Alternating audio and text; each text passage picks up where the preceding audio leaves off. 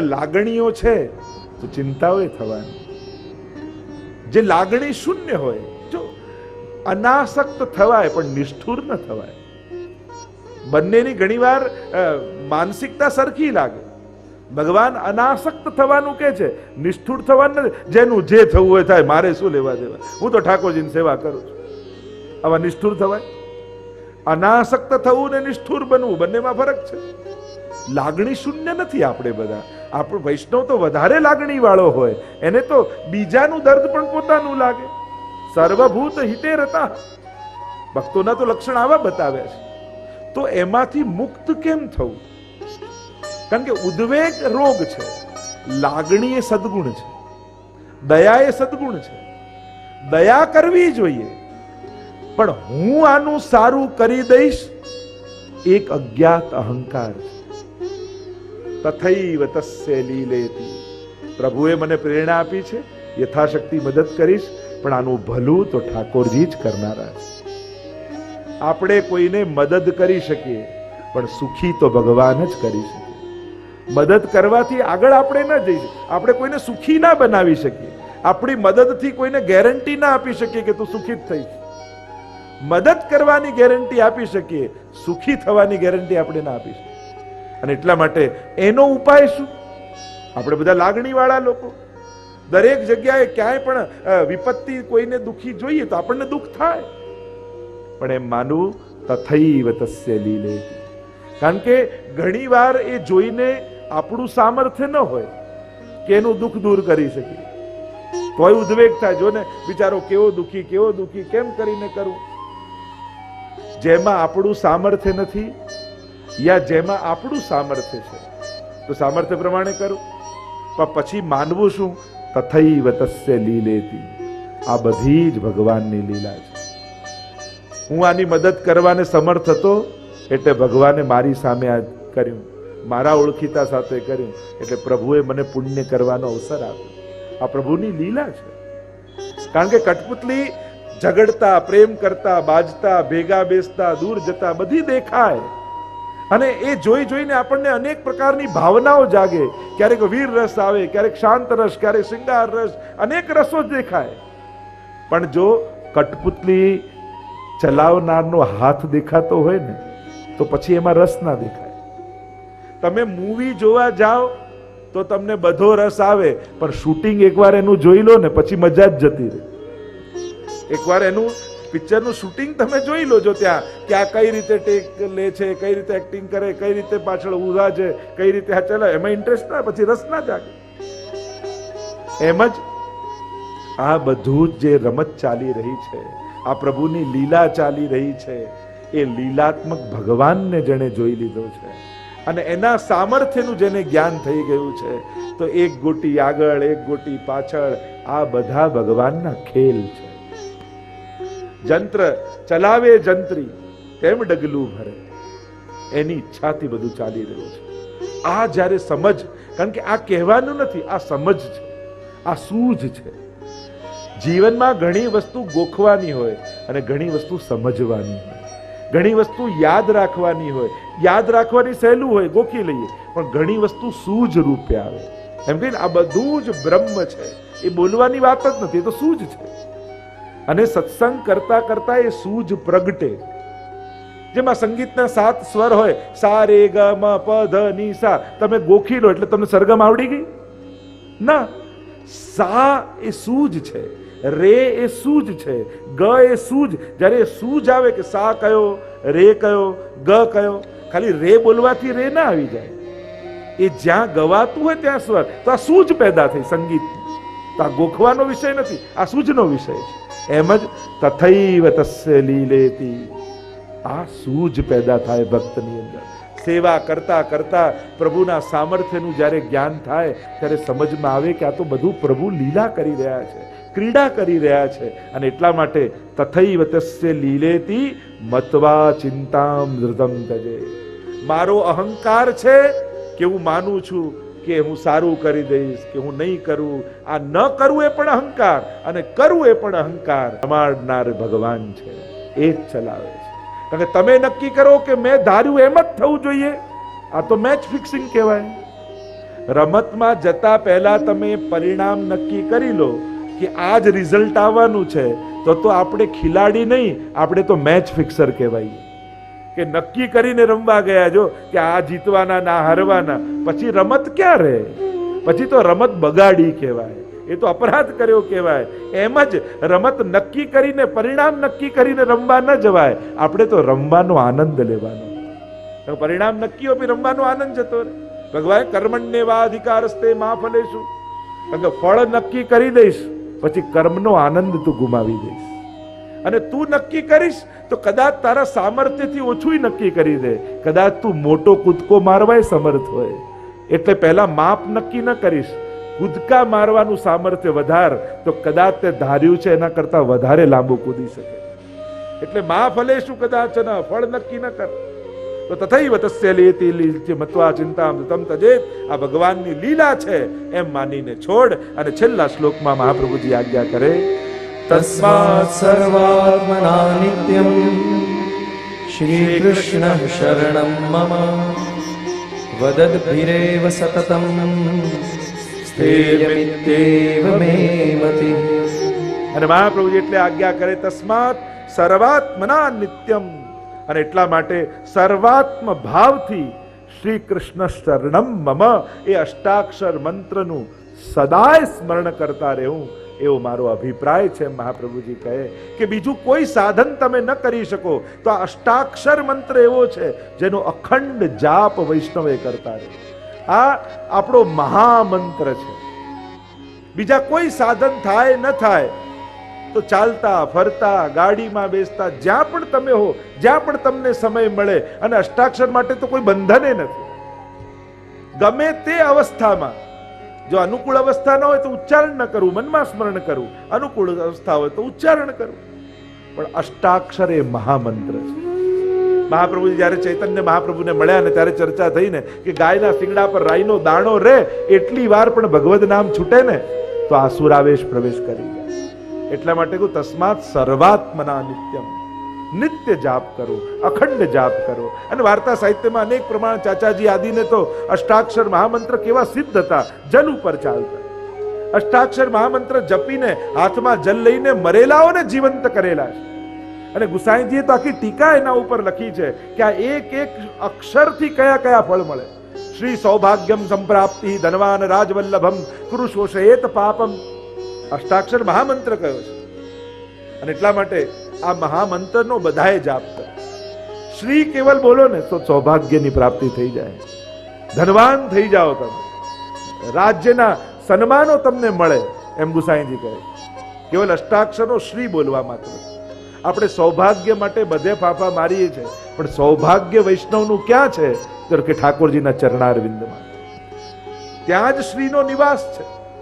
કૃશોષયેત પાપમ, પાપથી મુક્ત થવા લોકો દૂર દૂર તીર્થોમાં સ્નાન કરવા જાય, પણ એક અષ્ટાક્ષરનો જાપ કરો ને તોય તમારા સમસ્ત પાપોમાંથી તમે મુક્ત થઈ જાઓ. એવું મહાત્મ્ય અષ્ટાક્ષરનું કહ્યું. શ્રી કૃષ્ણ બોલવાથી ત્રિવિધ તાપ દૂર થાય. આદિ ભૌતિક, આધ્યાત્મિક, આદિ દૈવિક ત્રિવિધ તાપ ઠાકોરજી હરી લે. શ્રી કૃષ્ણ શરણમ મમ, શ બોલવાથી જન્મરણનું દુઃખ દૂર થાય, ર બોલવાથી જ્ઞાનની પ્રાપ્તિ થાય, રણમ ણ બોલવાથી કૃષ્ણના સદા દ્રઢ ભક્તિ સિદ્ધ કૃષ્ણના ચરણારવિંદમાં થાય. મ પહેલા મ માં કહ્યું કે કૃષ્ણ ભક્તિનો ઉપદેશ આપનાર ગુરુમાં પ્રીતિ થાય, અને છેલ્લા મ માં કહ્યું કે સાયુજ્યની પ્રાપ્તિ થાય.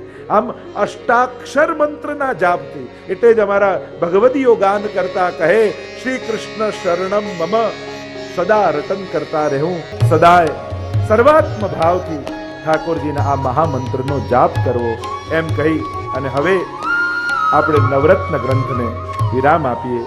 બોલો ગોવર્ધન નાથ કી જય, વલ્લભાધીશ કી જય, શ્યામ સુંદર શ્રી અમને મહારાણી કી જય.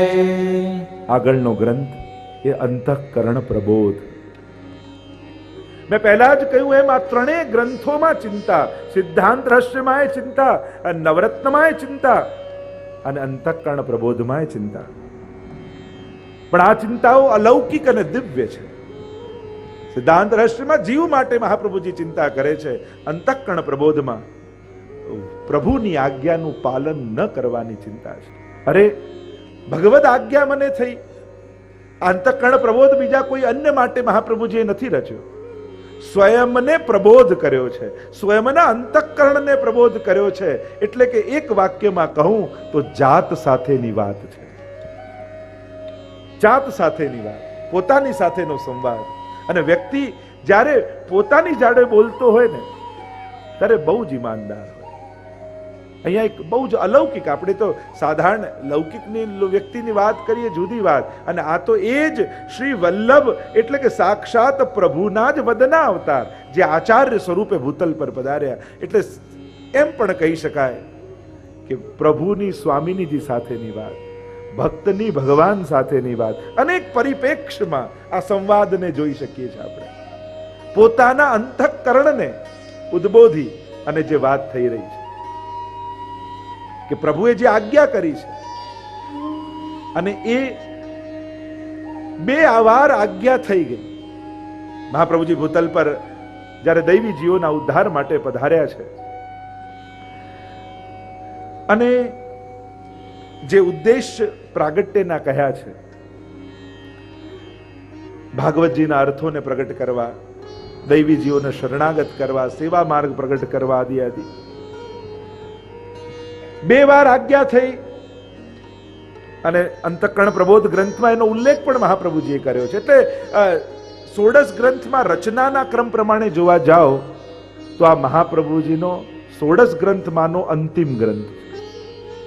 અને ત્યારબાદ જ્યારે શિક્ષા શ્લોકી જે છેલ્લો ગ્રંથ ગંગાજીના ઘાટ ઉપર મહાપ્રભુજીએ રચ્યો, તો એ ક્રમ પ્રમાણે, કાલના ક્રમ પ્રમાણે અંતિમ ગ્રંથ કહેવાય.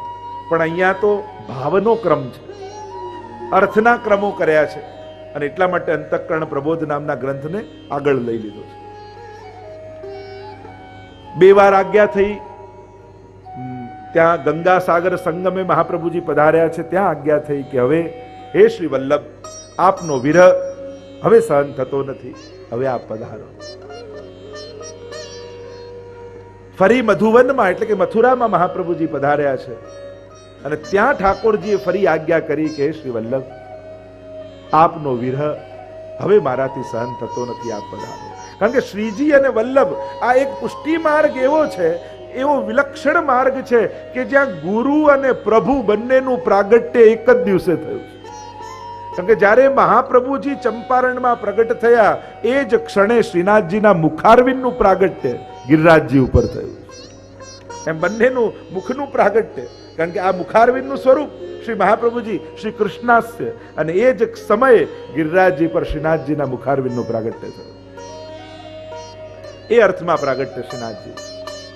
તો આમ બીજી આજ્ઞા મથુરામાં થઈ. હવે મહાપ્રભુજીને તાપ થવા લાગ્યો કે બે વાર આજ્ઞા થઈને મારે હજી ભાગવતજીના અર્થો, એટલે પહેલી આજ્ઞા થઈ તૃતીય સ્કંદ સુધી સુબોધનીજી ભાગવતજીના રચ્યા, એટલે પછી તુરંત છોડી અને સીધા મહાપ્રભુજી દસમ સ્કંદના સુબોધનીજીનો લખવાનો પ્રારંભ કરી દીધો. હજી અનેક દૈવી જીવોને શરણે લેવાના છે, પણ બીજી આજ્ઞા મધુવનમાં થઈ. અને હવે મહાપ્રભુજીને ખેદ થયો કે ઠાકોરજીએ બે આજ્ઞા કરી, અને છતાંય એ બંને આજ્ઞાઓ મેં પાળી નહીં. તો શું મને ભગવદ આજ્ઞા ઉલ્લંઘનનો દ્રોહ લાગશે? શું હું ઠાકોરજીનો અમાનત થઈ જઈશ? શું આ સેવક ધર્મનો અપરાધ તો ન કર્યો મેં ક્યાંક? ભગવદ આજ્ઞા ન પાળવી? પણ પાછા આશ્વાસન આપે છે, સત્ય સંકલ્પ તું વિષ્ણુ નાન્યથા તું કરીષ્યતિ. પ્રભુ તો શુભ સંકલ્પોને સિદ્ધ કરનારા છે, અન્ય નહીં કરે. મારી અન્યથા ગતિ નહીં થાય. અને એમ કરી જ્યારે અંતઃકરણમાં અનેક પ્રશ્નો જાગ્યા પોતાના માટેના, પોતાની બાબતના, અને ત્યારે પોતાના અંતઃકરણને પોતે જ ઉપદેશ, પ્રબોધ, વિશેષ પ્રકારનો બોધ આપતા મહાપ્રભુજી આ ગ્રંથની રચના કરે છે. 5 ટીકાઓ આ ગ્રંથ ઉપર ઉપલબ્ધ છે. શ્રી ગોકુલનાથજી, રઘુનાથજી, હરિરાયજી, વ્રજરાયજી અને પુરુષોત્તમજીની આટલી ટીકાઓ અંતઃકરણ પ્રબોધ ઉપર આપણા આચાર્યોએ આપણને આપી છે. આપણે ટીકાઓના સાર રૂપે એનું દર્શન કરીશું. પ્રથમ શ્લોક ગાન કરતા મહાપ્રભુજી આજ્ઞા કરે, અંતઃકરણ મદ વાક્યમ સાવધાનતયા શૃણુ, કૃષ્ણાત પરમ નાસ્તિ દૈવમ વસ્તુતો દોષવર્જિતમ. આ બધાની પાસે પુસ્તિકા છે. અંતઃકરણ મદવાક્યમ સાવધાન તયા શૃણુ. હે અંતઃકરણ, સંબોધન અંતઃકરણ માટે છે. હે અંતઃકરણ, મદવાક્યમ, મારા વાક્યો સાવધાન તયા શૃણુ, સાવધાન થઈને સાંભળ. ભાગવતજીમાં પણ શબ્દ સાવધાન તયા શૃણુ. શ્રવણમાં સાવધાની કઈક સાંભળ. કૃષ્ણાત પરમ નાસ્તિ દૈવમ વસ્તુતો દોષ વર્જિતમ. એમ થયું કે કૃષ્ણનો અપરાધ થયો છે, મેં ક્યાંક વ્યવહારમાં ચૂક કરી. ત્યારે પોતાને જ સમજાવે છે, કૃષ્ણાત પરમ નાસ્તિ દૈવમ વસ્તુતો દોષ વર્જિતમ, કે મેં જેની શરણાગતિ લીધી છે કૃષ્ણ, વસ્તુતો દોષ વર્જિતમ, આ જગતમાં એનાથી શ્રેષ્ઠ દૈવ યા દોષ રહિત દૈવ તત્વ આ જગતમાં બીજું કોઈ નથી. બધામાં ક્યાંક કોઈક દોષ, કોઈક ઉણપ, કોઈક અભાવ છે, પણ કૃષ્ણ તત્વ એ પરમ નિર્દોષ અને પૂર્ણાનંદ રૂપ છે. દોષ વર્જિતમ એટલે કે એનામાં કોઈ પણ પ્રકારના દોષ વિદ્યમાન નથી, પૂર્ણતા આનંદની છે. અને એટલા માટે એ ક્યારે પણ જીવના દોષોનું દર્શન કરનારો નથી. એ તો દૈવ છે, પરમ કૃપાળુ છે, પરમ અલૌકિક છે. એના પ્રત્યે લૌકિક વિચારવું પણ અપરાધ છે. જો ઘણીવાર આપણાથી અપરાધ કે દોષ થાય તો આપણે પ્રભુ સંબંધી વિચાર કરી લઈએ કે ઠાકોરજી આમાં તો મને ક્યારે માફ નહીં કરે હો, ઠાકોરજી ચોક્કસ મને દંડ આપશે હો, પ્રભુ મારો આ અપરાધ તો ક્ષમા નહીં કરે, કેમ કરીને છૂટીશ. પણ આપણે ભૂલી જઈએ છીએ કે જિંદગી ભર આપણે એટલા અપરાધો નથી કરી શકતા કે જે ભગવાનની કૃપા કરતા મોટા થઈ જાય. પ્રભુની કૃપા અતિશય વિશાળ છે અને એટલા માટે એ દોષ રહિત છે. હે અંતઃકરણને સમજાવતા દ્વિતીય શ્લોકમાં મહાપ્રભુજી એ જ વાતને પ્રતિપાદિત કરતા ઉદાહરણ પોતાના મનને આપે છે, અંતઃકરણને આપે છે. અંતઃકરણ એટલે મન, બુદ્ધિ, ચિત્ત, અહંકાર. આ અંતઃકરણ ચતુષ્ટય કહેવાય. અંતઃકરણ આ ચાર વસ્તુ ભેગી થાય ને એને અંતઃકરણ કહેવાય. મન, બુદ્ધિ, ચિત્ત અને અહંકાર. હવે આને કારણ કે બુદ્ધિ છે ને એને પ્રમાણ જોઈએ. મન કદાચ લાગણીથી સમજી જાય પણ બુદ્ધિને પ્રમાણ ના આપો યા કોઈ ઉદાહરણ આપીને ન સમજાવો, લોજિકથી ન મનાવો, ત્યાં સુધી એના ગળે ઉતરે નહીં. એટલે હવે એક ઉદાહરણ આપીને સમજાવતા મહાપ્રભુજી આજ્ઞા કરે. ચાંડાલી ચેદ રાજપત્ની જાતા રાજ્યા ચ માનિતા કદાચિદ માનેભી મૂલતઃ કાક્ષતે ભવે. મહાપ્રભુજી કહે કે કદાચ પ્રભુ નારાજ થઈ ગયા હશે તો એ મારું નુકસાન શું. અને ઉદાહરણ આપીને સમજાવતા કે ચાંડાલી ચેદ રાજપત્ની, કે જેમ રાજા એકવાર ઘોડા પર સવાર થઈને ફરવા નીકળ્યો અને એક ચાંડાલી કુળની સ્ત્રી એને દેખાઈ અને ચાંડાલી સ્ત્રી એને ગમી ગઈ અને એને લઈ આવ્યો રાજમહેલમાં, પરણીને એને રાણી બનાવી દીધી. રાણી બનાવી, થોડા દિવસ થયા ને કંઈક એનાથી અપરાધ થયો ને રાજા એને દંડ આપી અપમાનિત કરી અને અપમાનિત કરીને અમાનિતી કરી દીધી. તોય મહાપ્રભુજી કહે એ ચાંડાલી સ્ત્રીનું ગયું શું? હતી સાવ ચાંડાલી પણ હવે રાણી તો કહેવાય. ભલે અમાનિતી થઈ પણ રાણી તો કહેવાય. એમ હજારો દોષોના કાદવમાં ખરડાયેલો આ જીવ બ્રહ્મ સમાન લઈને ઠાકોરજીનો થયો. ભલે ઠાકોરજીને પ્રસન્ન નથી કરી શકતા યા વૈષ્ણવતાના ગુણ નથી પામી શક્યા, પણ લોકો તમને વૈષ્ણવ કહીને બોલાવે છે. એમાં તમારું નુકસાન શું થયું? આનાથી મોટું બીજું સન્માન શું હોય? લોકો આપણને વૈષ્ણવ કે બહુ મોટું સન્માન છે. કદાચ હજી કૃપા પાત્ર નથી થયા, હજી કદાચ પ્રભુને રાજી કરી શકીએ એવા ગુણ આપણી અંદર નથી આવ્યા, પણ આપણને વૈષ્ણવ બનાવ્યા ને એ જ આપણું બહુ મોટું સન્માન. અને એટલા માટે આમાં કોઈ નુકસાન નથી થયું, એનું સન્માન જ થયું છે. ચાંડાલી હતી, લોકો એને રાણી કહીને આદર આપવા લાગ્યા તો એમાં તો એનો લાભ જ છે. ભલે ને અમાનિતી થઈ, કદાચ અત્યારે પ્રભુને આપણે માનીતા નથી, અમાનીતા છીએ, છતાંય વૈષ્ણવ બન્યા છીએ, એનાથી મોટું સન્માન શું? આગળ મહાપ્રભુજી સમજાવતા કહે સમર્પણાદહમ પૂર્વમ ઉત્તમ કિમ સદા સ્થિત કામમાધમતા કામમાધમતા ભાવ્યા પશ્ચાતાપો યતો ભવે. મહાપ્રભુજી કહે કે સમર્પણ દ્વારા હું ઉત્તમ થયો. પૂર્વમાં કેવા હતા, પણ જ્યારે બ્રહ્મ સંબંધ થયા પછી આ ઉત્તમતાને પ્રાપ્ત થયા. પછી આ સમર્પિત થયેલા જીવે અધમતાનો વિચાર કરવાની જરૂર જ શું છે? અને એટલા માટે તો સુરદાસજીને પણ સુર હોય કાહે ગી ગયા હતા, કશું ભગવદ લીલા ગા. હવે સુર થયા, ઠાકોરના શરણે આવ્યા, પ્રભુના થયા. હવે અધમતાનો વિચાર જ નહીં કરવાનો, હવે દોષ અને અપરાધનો વિચાર જ નહીં કરવાનો. ઘણા લોકો સદાય દોષોનો જ વિચાર કર્યા, હું તો દોષિત ને અપરાધી, મને આ નથી આવડતું, આમ નથી આવડતું. અભાવ, અસમર્થતા અને અપરાધના વિચાર મૂકી દો. તમને સ્વીકાર કરીને ઠાકોરજી ઉત્તમ બનાવ્યા છે. વિચાર એક જ વાતનો કરવાનો, હું ઠાકોરજીનો છું. બસ પોતાના સમર્પણનો વિચાર કરો. પોતાની અનાવડત, પોતાની અધમતા, પોતાના દુર્વિચાર, એના વિચાર જ નહીં કરવાના. એ તો બધા સ્વભાવગત દોષો છે, જન્મની સાથે પેદા થાય ને મૃત્યુની સાથે સમાપ્ત થાય. સમર્પણ થયા પછી કેવલ સમર્પણનું સ્મરણ કરવાનું. હું ભગવાનનો છું, જેવો છું ઠાકોરજી તારો છું, જેવો ભલે બુરે સોહુ તેરે, શ્રી વલ્લભ ભલે બુરે સોહુ તે. જેવા છીએ પણ અમારામાં એક જ લક્ષણ છે, તારા છે. બસ તો પછી આવા ઉત્તમ સ્થિતિ થયા પછી અધમતાનો વિચાર શા માટે કરો? શા માટે પશ્ચાતાપ મારે કરવો જોઈએ? પોતાના મનને વિચાર, શા માટે બળે છે, શા માટે પશ્ચાતાપ કરે છે? પ્રભુએ સ્વીકારેલો છે, કોઈ અધમતાનો વિચાર નહીં કરવો.